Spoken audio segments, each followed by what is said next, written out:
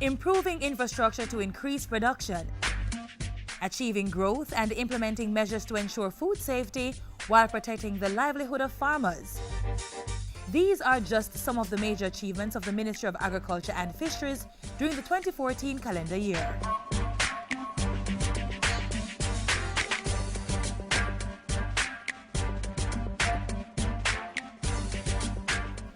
In the second half of 2014, the agriculture sector lost one of its champions. Roger Clark, who had been minister since 2012 and in previous administrations, suffered a heart attack and died on August 28 after undergoing back surgery in the United States. He was accorded an official funeral. Then Derek Kelly, who had been acting in his absence, was officially appointed the Minister of Agriculture on October 6 and retained separate responsibility for the Ministry of Labour and Social Security. Luther Buchanan was named his Minister of State. Under both Ministers Clark and Kelly, the agriculture and fisheries portfolio achieved much during the year.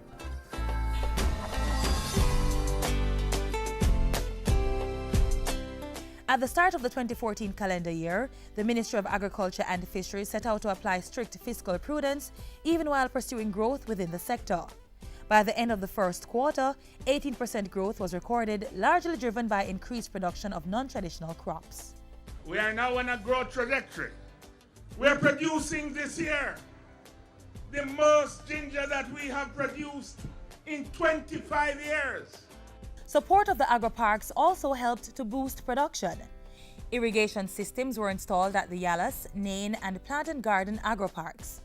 Cabinet also approved contracts valued at over $500 million for infrastructure development on other agri-parks in 4 parishes.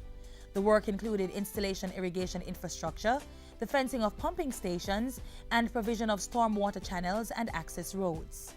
The development of our agri-parks will help to increase even further the growth we have seen in the agricultural sector.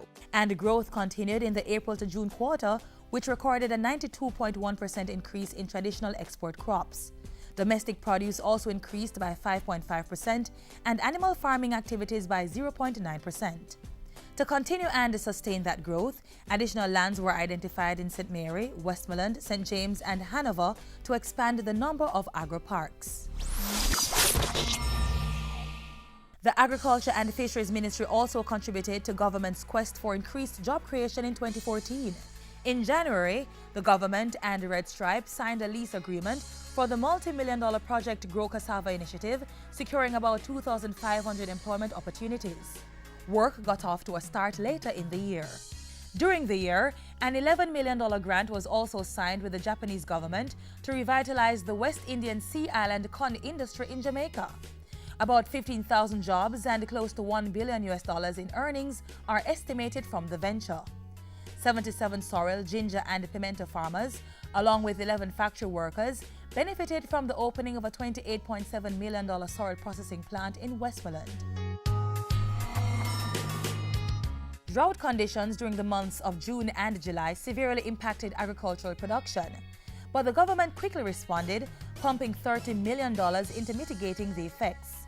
An additional $3 million was also allocated to assist farmers who suffered losses due to fires. In September, Cabinet approved a further $95 million to help the sector. This support goes beyond recovery of these farmers, but will put them in a position to withstand any future droughts.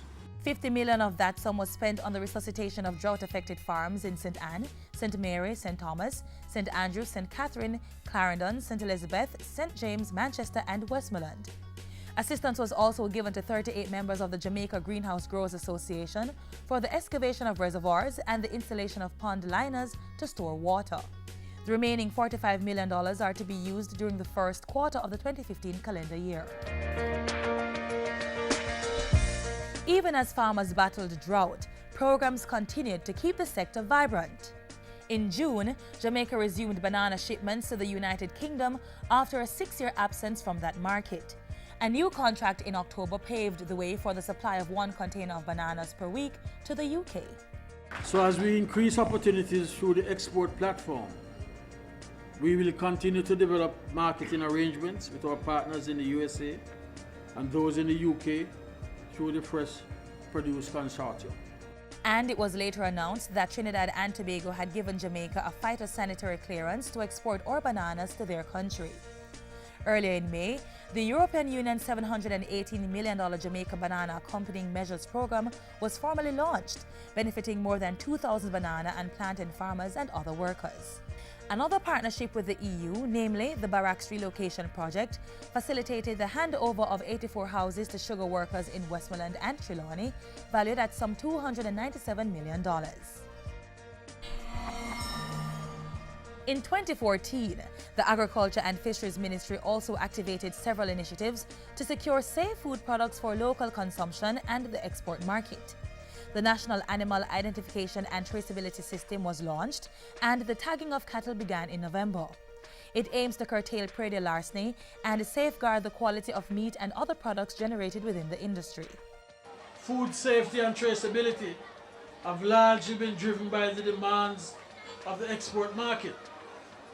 However, our own consumers deserve nothing less than safe and healthy food. A memorandum of understanding was signed among stakeholders to guide the implementation process.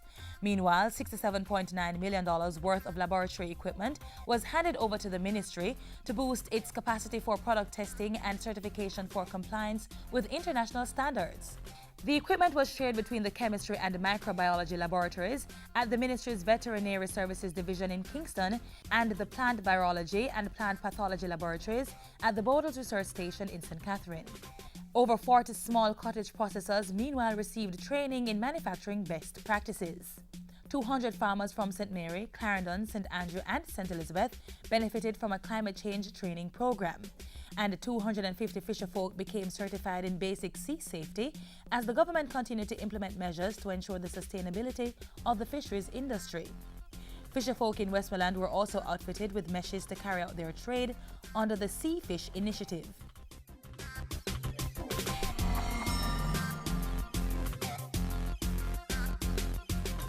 The Ministry of Agriculture and Fisheries in 2014, building resilience, increasing production and productivity, helping Jamaica achieve the strategic priority of job creation and economic growth.